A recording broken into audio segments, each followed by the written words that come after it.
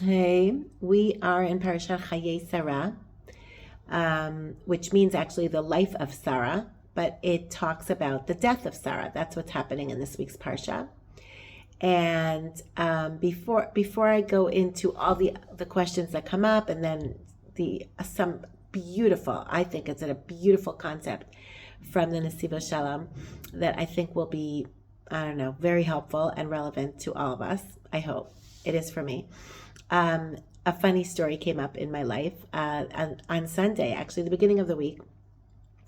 My son Yehuda, who has Down syndrome, who's 20 years old, and thank God, very, very smart and high functioning. And we have been learning, he and I, every Shabbos afternoon, Netziva Shalom. We go through an essay or two sometimes. And he actually reads it, the entire thing. He reads it. And he now even knows a lot of the acronyms, the Rashi Tevos. He's amazing. And he stops from time to time and actually tries to make it relevant for himself and explains to me what he's reading. And he's like, yeah, Ima, this, that, and the other. Anyway, it's amazing. So last week, because it was the Akedah, the test of the, what's it called? The Akedah Yitzchak, whatever, the offering of Yitzchak, as the bringing him up, the binding of Isaac. That's it.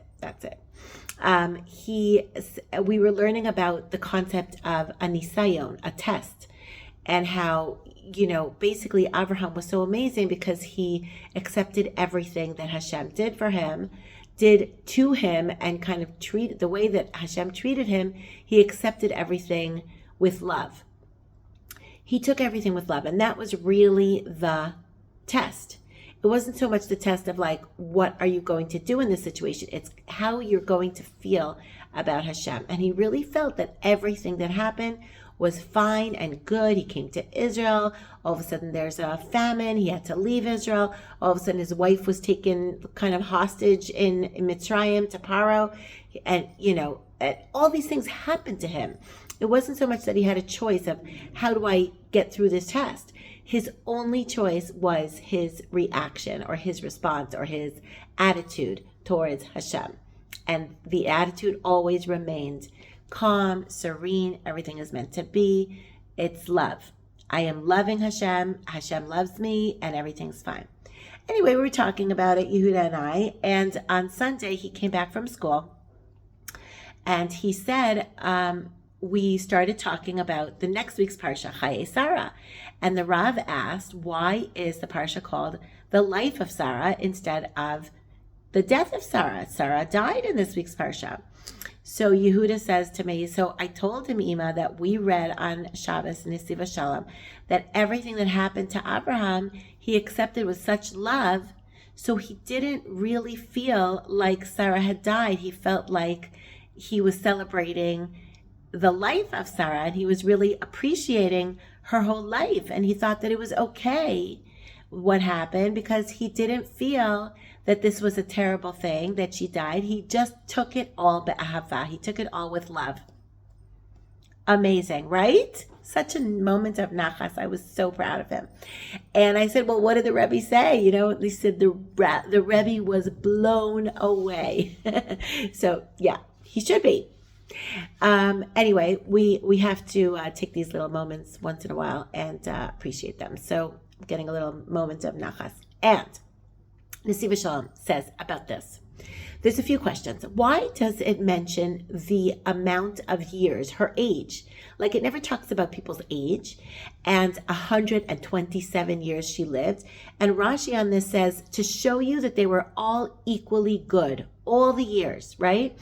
And another thing is that it says in the Parsha that when Abraham came to cry or to, at the funeral for Sarah, it says he cried for her, and there's a little kaf, livkota, to cry for her, and it's a very small kaf. And Rashi says on this word that he only cried a little bit, the way that you cry for somebody who's old and dies, as opposed to a tremendous amount of crying for a terrible tragedy, which is a bit of a strange thing to say when you're talking about the mourning of a husband towards his wife. Why are you telling me he only cried a little bit?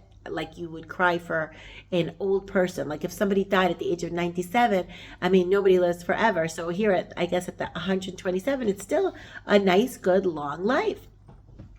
So that's another strange thing. And a third strange thing, what was the other third strange thing? Oh, yes.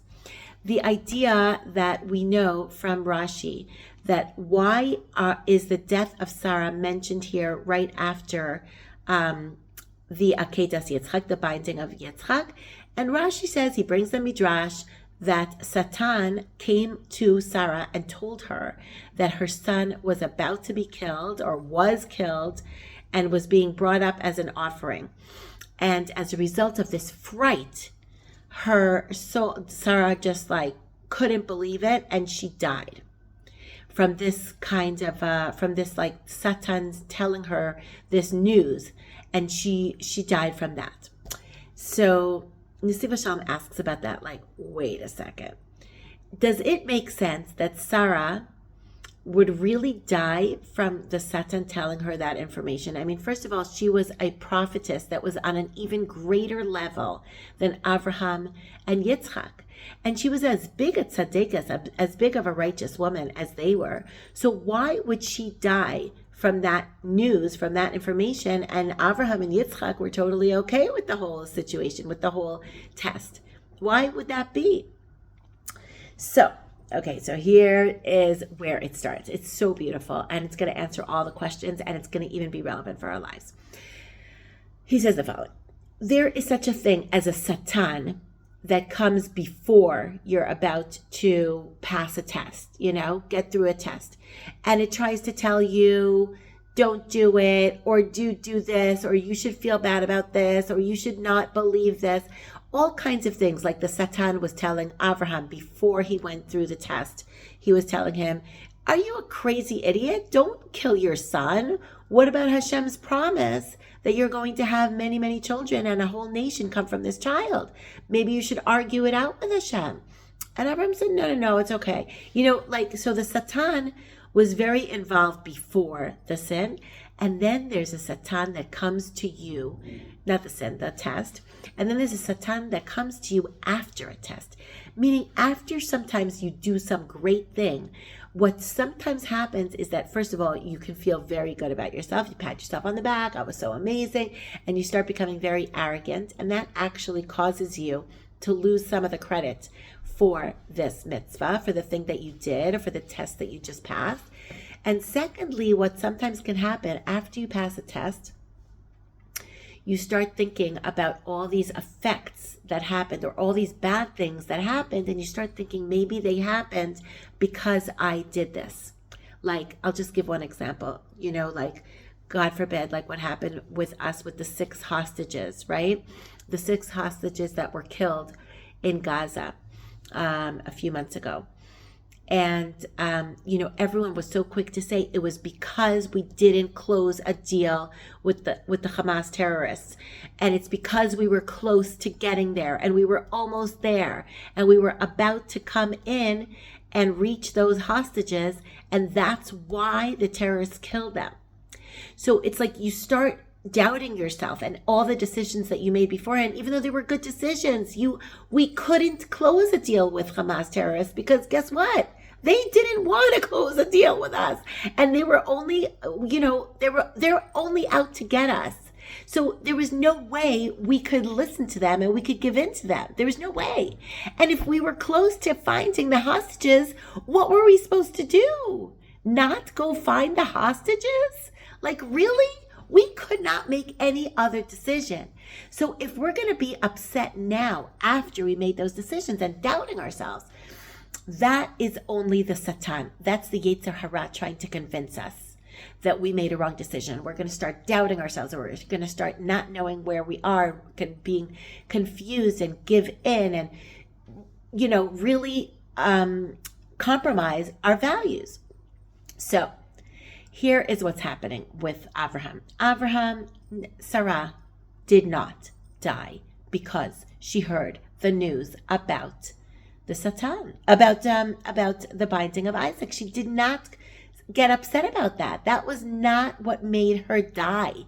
She was supposed to die at exactly this age, 127 years old. Kulam shavim litova. All these years were exactly as many years as she was supposed to have, and she was supposed to die at exactly this moment, after a full, good life.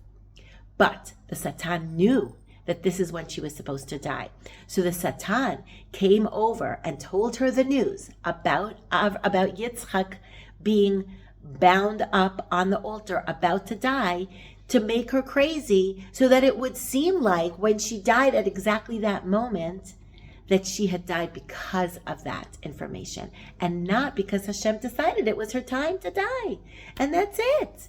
And it was exactly this amount of years that she was supposed to have, and this is when she was supposed to die.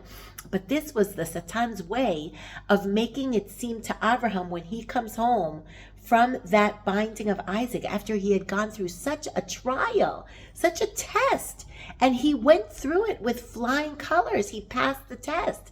And now to come home and Sarah died? Could you imagine the feeling that he must have had? Oh no, maybe she died because she heard that I went up with Yitzchak and I was about to kill him, and she died of fright. Or, maybe she couldn't handle the news. Maybe it was too much for her. No. Abraham understood, because he has emunah, and he was careful to pass the test even after the test. The yetzer hara, the Satan that comes to you after you make your decision to try and get you to doubt yourself, that he was even able to have emunah, to know that no, she had a full life, and one has nothing to do with the other. She was going to die at this moment, and that's it. And there's nothing to worry about or think about or rethink or doubt ourselves or reconsider. Maybe we should have acted differently. No. So that's why he only cried a little bit. The little kaf is there to teach you that he had emunah, that Hashem knew exactly what he was doing, and gave Sarah the life that he gave her, 127 years, all equally good years, and he was able to mourn her in a proportional way, in a way that makes sense to mourn somebody. Something crazy happened today. Yesterday, a 70-year-old historian, an archaeologist, an amazing Jewish Israeli historian from Ofra, from a settlement in Israel, who was just amazing. He would go to places and museums and figure out archaeology, whatever. Anyway, he continued his army service, his reservist service, until the age of 70. Now, until the age of 70, he continued to go to the army. He put on his uniform, went into the army, and continued to serve in the army. But what happened is that he wanted to come to Lebanon. Now, I don't think he was actually in fighting, because he's 70 years old. So but he wanted to come to Lebanon because he heard that there was some kind of historical artifact or some place where it's rumored that Shimon, the son of Yaakov, was buried, or some kind of a crusader artifact that also had some kind of Jewish significance, and he wanted to check it out. And he went into Lebanon, and they let him go into Lebanon because he was basically a reservist, he was still a soldier. So they let him in, they let reporters in, they let people in. So he came in, and he was killed by a rocket, by some kind of missile or whatever that hit a building, and he was killed. Now it's a terrible, terrible, sad loss. No question about it. He has a wife, he has kids, he has grandkids, he has so many students, he has so many people who really, really loved him. And up until last week, he was teaching, he was running around, he was an amazing tour guide and a historian. So listen, it is terrible, yes. But see, here's the thing. Nobody lives forever, And the question is, how do you want to die? If nobody lives forever, and if you're 70 years old and you're doing what you love to do, and you're teaching and you're learning and you're doing research and you get killed. So this is how you got killed. This is how Hashem decided that it's your time to go. And it's much, much sadder when the young people are all dying. But even then, if we have emunah, that this is when they were supposed to die and this is how they were supposed to die, we don't understand why. But this is what happened, and this is what Hashem wanted. And we have to understand that that's what's happening here in Eretz Yisrael. A lot of crazy things are happening, but everyone's trying to blame everyone else and to try and make it seem that it's because of certain mistakes that certain people made or certain decisions that were made that caused the people to die and that caused this war to continue. Well, guess what? That's not the case. We have emunah. This was supposed to happen. Yes, it's terrible. Yes, it's crazy and tragic and unbelievable that October 7th happened, that this entire war is spiraling out of control and continuing and so draining and so upsetting. Yes, it is horribly upsetting. But honestly, the way that we have to pass this test is only how we are going to react to this situation, to our Israeli brothers and sisters, to Am Yisrael, to what this nation is going through, to Hashem. If we are going to strengthen our relationships with Hashem and with our brothers and sisters, that's the only choice that we can make. We can't blame anybody. We can't make decisions that are based on information that we don't know. We can't blame huge communities of people. We just have to decide to put one foot in front of the other and make a decision based on what is going to strengthen my relationship with Hashem and with my Jewish brothers and sisters. So that's really my point for today. And that's how we pass this test. And, it's not easy. It's not easy. But at least we should not doubt. We should not doubt ourselves, as long, obviously, as we are going in the right direction and we are strengthening our emunah and our ahavat Yisrael, our love of the Jewish people. So anyway, that's my point for today. I really wanted to say something else about tefillah that I've been learning with my friends, but there's just not any more time left. So have a great Shabbos, everybody, and good luck with all that.